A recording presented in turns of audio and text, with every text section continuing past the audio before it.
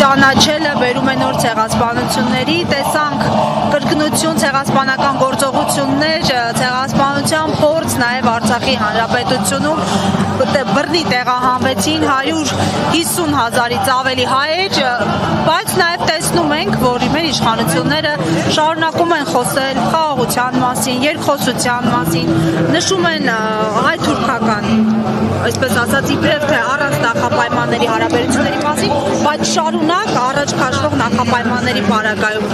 Ինչպես եք տեսնում տեսլականը խաղաղ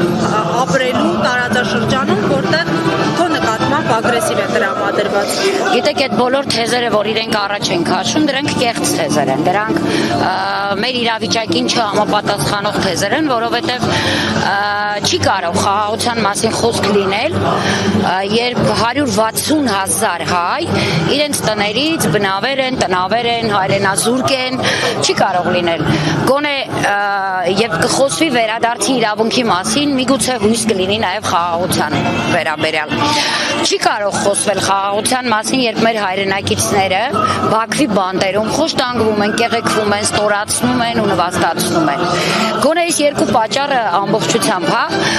պայման է, որ դա կեղծ է, այդ բոլոր թեզերը կեղծ են իրենց առաջ բերած եւ խոսում է առանց նախապայմանների ինչ որ օրակարգի մասին, միայն արդեն իսկ նախապես պարտված կողմը։ Այս իրավիճակում գոնե առնվազն երկու նախապայման պիտի ունենային Հայաստանի իշխանությունները, որի մասին, ինչպես տեսնում ենք, իրենք համառորեն լռում են կամ հակառակը ամեն օր լեգիտիմացնում են այն բոլոր ցեղասպան գործողությունները, որ Ադրբեջանը արեց Արցախի նկատմամբ։ Իսկ ինչու է լռում միջազգային հանրությունը, այս պահին հատկապես Արցախի հարցով։ Միջազգային հանրությունը բնական է, տանում են օրակարգը, ինչ օրակարգ, որ բերում են քո իշխանությունները։ Հիմա եթե մենք դրա վառ ապացույցը ունենք մեր հանձնախմբի կատարած աշխատանքի արդյունքներով, արցախցիների իրավունքների պաշտպանության հանձնախումբը, որը տարբեր հարթակներում, նույն միջազգային կառույցներում, հարթակներում դերակատարների հետ հանդիպումների ժամանակ